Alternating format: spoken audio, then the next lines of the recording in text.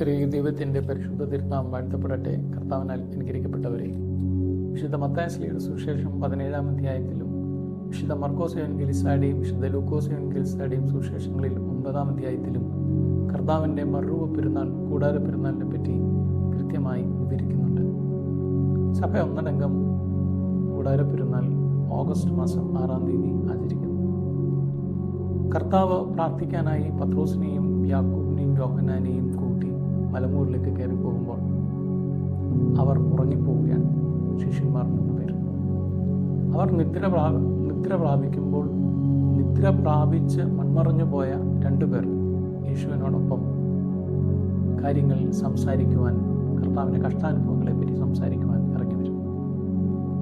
ഇത് ഒരോർമ്മപ്പെടുത്തലാണ്. നമ്മുടെ ജീവിതയാത്രകളിൽ നമ്മളോടൊപ്പമുള്ളവർ പലപ്പോഴും നമ്മളുടെ ചങ്കെന്ന് കരുതുന്നവർ, കൂട്ടുകാരെന്ന് കരുതുന്നവർ, നമ്മോടൊപ്പം ആയിരിക്കാൻ വിളിക്കപ്പെട്ടവരൊക്കെ ഉറങ്ങിപ്പോകുന്നുണ്ടാകും. പക്ഷേ ഉറക്കത്തിനപ്പുറത്ത് ജീവനോടിരിക്കുന്ന നാം പ്രതീക്ഷിക്കാത്ത ചില ആളുകൾ, ചില ജന്മങ്ങൾ, ചിലർ നമ്മളെ തേടി വരും. അത്തരം സന്ദർഭങ്ങളാണ് മോശയും ഏലിയാവും നമ്മെ പഠിപ്പിക്കുന്നത്. ജീവിതത്തിൽ ദൈവം നമ്മുടെ കൂടെ എപ്പോഴും ഉണ്ടാകും എന്ന ഒരു വാഗ്ദാനം. ഇവിടെ പത്രോസും യോഹന്നാനും യാക്കോബുമൊക്കെ ഭൗതിക ലോകത്തിൻ്റെ കാര്യങ്ങളെ പറ്റിയാണ് ചിന്തിക്കുന്നത്.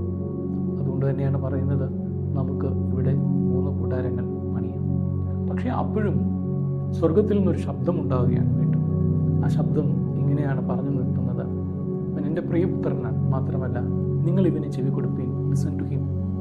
മാതാവിൻ്റെ മധ്യസ്ഥയിൽ അഭയപ്പെട്ടുകൊണ്ട് 15 ദിവസത്തെ നോമ്പിലൂടെ കടന്നു പോകുമ്പോൾ മാതാവ് കാനായിലെ കല്യാണത്തിന് കൽഭരണികളിൽ വെള്ളം നിറയ്ക്കുവാൻ തക്കവണ്ണം യേശുക്രിസ്തു പറയും എന്ന ബോധ്യത്തോടുകൂടി ശിഷ്യന്മാരോട് പറയുന്ന ഒരു വാചകം ഇങ്ങനെയാണ്: നിങ്ങൾ അവൻ പറയുന്നത് ചെയ്യുവിൻ.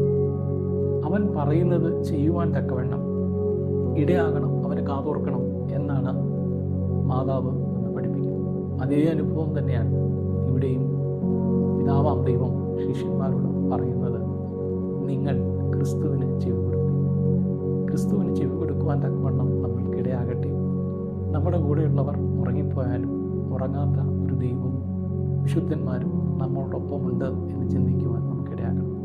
അനുഗ്രഹകരമായ ഒരു ദിനം എല്ലാവർക്കും ദൈവം നൽകട്ടെ എന്ന് പ്രാർത്ഥിക്കുന്നു.